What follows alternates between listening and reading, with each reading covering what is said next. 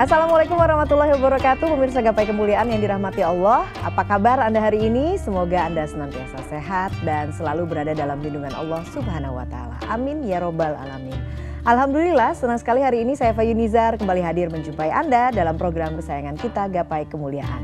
Selama 30 menit, insya Allah kita akan membahas masalah seputar fikih, adab dan tauhid dalam kehidupan sehari-hari yang tidak jarang masih banyak dari kita yang salah dalam memahami dan juga mempraktekannya. Seperti biasa saya tidak sendiri, hari ini sudah hadir bersama saya di studio ada gurunda kita semua, Kiai Haji Muhammad Faiz. Assalamualaikum Kiai. Waalaikumsalam warahmatullahi wabarakatuh. Sehat Kiai? Alhamdulillah baik. Alhamdulillahirabbil alamin. Dan pemirsa, saya ingatkan kepada Anda apabila Anda memiliki pertanyaan, silakan Anda bisa kirimkan pertanyaan Anda baik berupa pesan teks maupun dalam bentuk video melalui nomor WhatsApp yang tertera di layar kaca.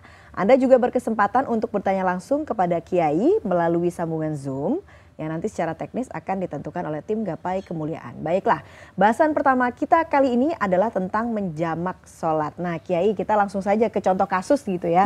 Apabila misalnya seorang muslim sedang punya uzur, misalnya sedang mau menikah, mau menjalankan pesta pernikahan. Ini biasanya buat perempuan nih Kiai. Sudah make upnya tebal karena harus dikerjakan lama. Nah kebetulan sudah masuk waktu sholat fardu, tapi kalau sholat berwudu lagi kan berarti kan harus berwudu Kiai. Jadi kan harus diulang lagi dan lain sebagainya. Apakah boleh hukumnya sebetulnya Kiai itu untuk menjamak sholat? Dulu guru saya bilang gini Mbak Eva. Agama ini Allah turunkan itu dengan kemudahan. Ma ja'ala alaikum fid dini min haraj. Nggak ada yang susah. Innama yuridullahu bikumul yusra. Allah ingin yang mudah-mudah, bukan yang sulit-sulit. Tetapi jangan memudah-mudahkan. Dia gampang tapi jangan menggampangkan. Oleh karena itu, dalam konteks menjamak sholat di luar safar. Kalau dia musafir nih, pengantinnya rumahnya di Bogor, acara nikahannya di Jakarta. Pertanyaan ini udah nggak ada relevansinya. Karena dia boleh menjamak sholatnya. Gitu ya. Kalau kemudian dia memang mukim di situ, maka secara umum mayoritas ulama mengatakan tidak boleh menjamak sholat dalam keadaan tidak safar, kecuali ada misalnya uzur syar'i. Udzur syar'i itu misalnya dokter yang mau mengoperasi pasien. Kebetulan dokter ini operasinya panjang 8 jam. Kemudian dia mulai misalnya dari jam 12 dan akan berakhir nanti jam 8. Maka duhurnya itu boleh dijamak dengan asar. Ada alasannya. Kemarin waktu pandemi corona misalnya, itu banyak tenaga kesehatan mengatakan kami harus pakai baju tertentu. Baju ini mahal Pak. Sekali dipakai nggak boleh dibuka. Kalau dibuka nanti harus ganti yang baru. Maka dia dibatasi dengan waktu 6 jam. Ada yang mengatakan 8 jam. Boleh nggak sholatnya kemudian dijamak? Ini selesai permasalahannya. Tetapi yang jadi pertanyaan itu adalah kondisi yang sebenarnya bisa dihindari. Misalnya pernikahan atau anggota dewan, sidang DPR misalnya, dan sebagainya. Nah, ini ulama berbeda-beda pandangan. Yang pertama, mayoritas jumhur bilang tidak boleh. Kita ambil pendapat yang sedikit Ibnu Syirin dalam mazhab Maliki misalnya, Al-Qafal, Ar-Ruyani dalam mazhab Asy-Syafi'i misalnya, itu membolehkan.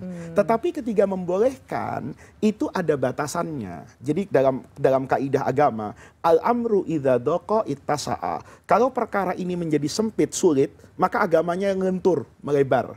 Tapi kalau sudah ittasa'a dilebarkan oleh agama, doko disempitkan lagi. Misalnya gini, saya tidak ada makanan di hadapan saya kecuali daging babi yang diharamkan dalam agama saya.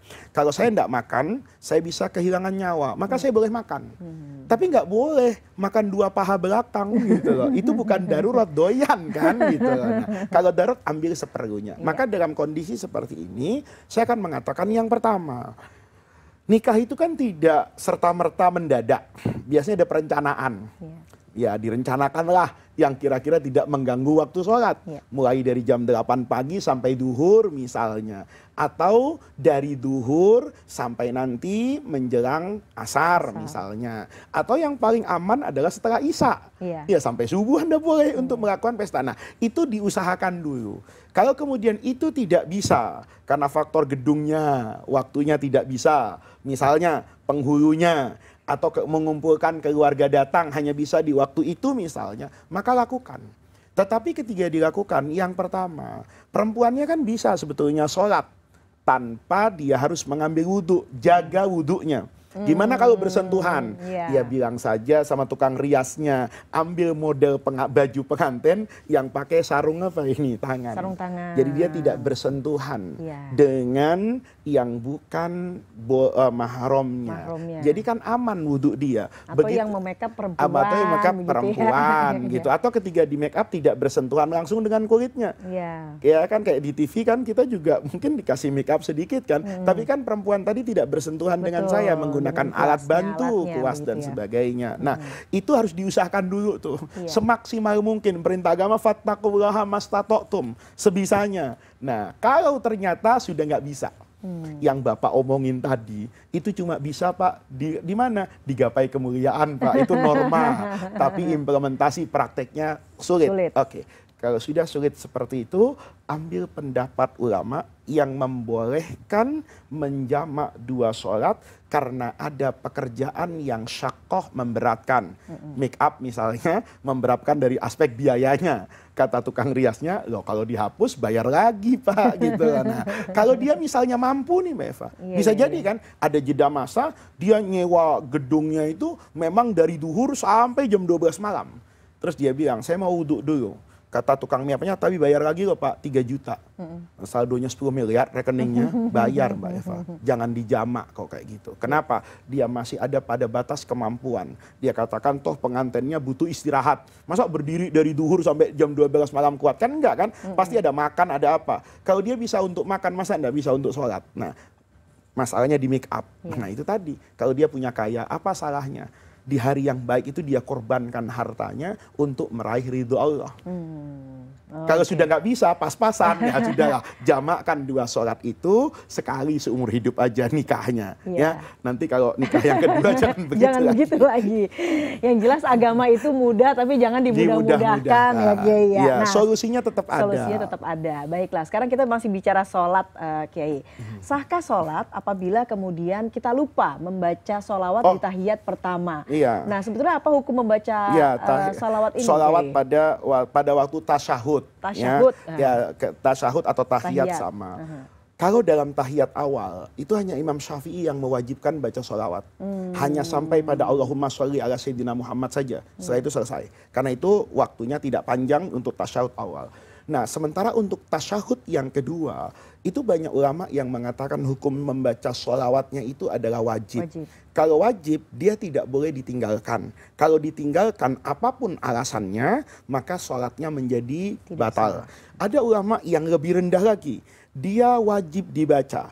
Tapi kalau ditinggalkan karena lupa, sholatnya menjadi sempurna. Tetap tidak mempengaruhi keabsahannya. Pendapat yang ketiga yang paling ringan. Sholawat pada tasyahud itu, baik yang pertama maupun yang terakhir, itu hukumnya sunnah. Kalau tidak dibaca, tentu tidak apa-apa. Nah, maka dari pertanyaan ini, kita punya edisi tentang sholawat kan, di Gapai Kemuliaan, dahsyatnya sholawat. Itu satu-satunya ibadah yang pasti diterima dan didengar oleh Nabi. Karena setiap orang yang bersholawat, itu Nabi akan balas sholawatnya. Walaupun sholawatnya itu karena kepentingan dunia. Anak saya bilang, kamu baca sholawat ya, saya beliin baju loh, saya beliin sepatu loh. Anaknya bener ya Bia, asal saya baca sholawat dibeliin sepatu ya. Dia baca sholawat. Itu sholatnya dijawab sama Rasulullah loh. Padahal sholawat karena sepatu itu. Nah, itu dahsyat. Jadi jangan sampai kemudian kita lupakan itu dalam sholat. Baiklah, baiklah. Kiai, kita akan lanjutkan lagi, tapi kita harus jeda terlebih dahulu. Jangan kemana-mana, Gapai Kemuliaan akan segera kembali.